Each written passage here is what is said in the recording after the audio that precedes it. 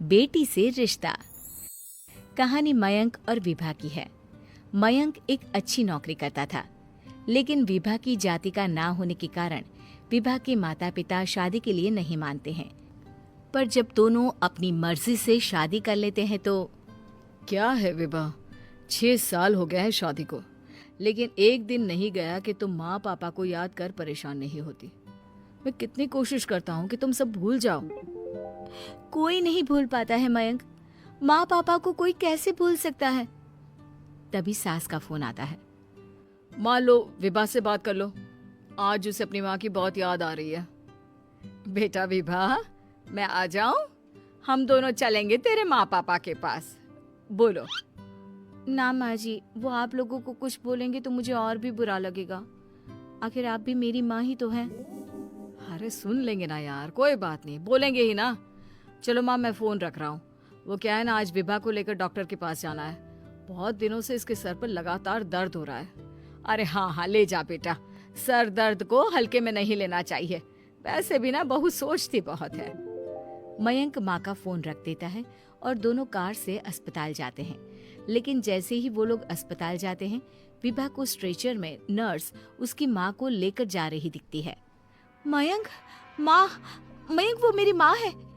इतने सालों बाद दिखी भी तो इस हाल में मैं उनके पास जा रही हूँ। अरे रुको, कहीं वो लोग तुम्हें देखकर और परेशान ना हो जाए, या फिर तुम्हें कुछ बोल ना दे विभा, तुम फिर परेशान हो जाओगी।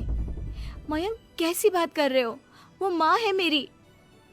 विभा पास खड़े अपने चाचा चाची से बात करने की कोशिश करती है, लेकिन वाह, तेरे जैसी बेटी जिसकी हो वो तो मर ही जाए तो अच्छा है। वैसे पार्क में पैर फिसला है तेरी माँ का, रीढ़ की हड्डी टूटी है। रिद्धि को चाची की बात का बिल्कुल बुरा नहीं लगता। शायद वो सुन ही नहीं रही थी कि चाची क्या कह रही थी। वो सीधे माँ के कमरे में जाती है। कौन है आप? ये मेरी माँ है, मेरा नाम रिद्धि। रिद्धि नाम है ना आपका? दर्द में भी ये आपका ही नाम ले रही थी।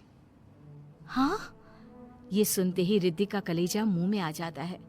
ये वही माँ है जिसने कड़े शब्दों में ये कह दिया था कि अब तेरा मेरा रिश्ता खत्म। फिर रिद्धि का पति मयंक भी वहां आ जाता है। सामने खड़े होते हैं रिद्धि के पिता। पापा, क्या हुआ माँ को? वो पार्क में गिर पड़ी, रीढ़ की हड्डी में चोट आई है। रिद्धि पिता की तरफ देखती है, लेकिन पिता मुंह फेर लेते हैं। पता है मयंक, माँ दर्द में मेरा नाम ले रही थी। मेरी माँ मुझे याद कर रही थी मयंक। मैं माँ को कुछ नहीं होने दूंगी, देख लेना।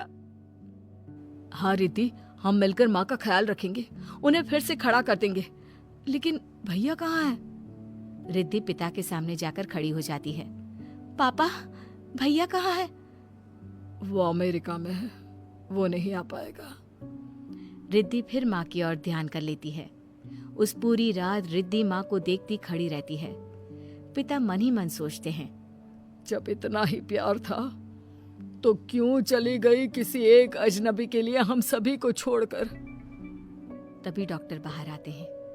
आपकी वाइफ को होश आ गया है, क्या मैं उनसे मिल सकता हूँ?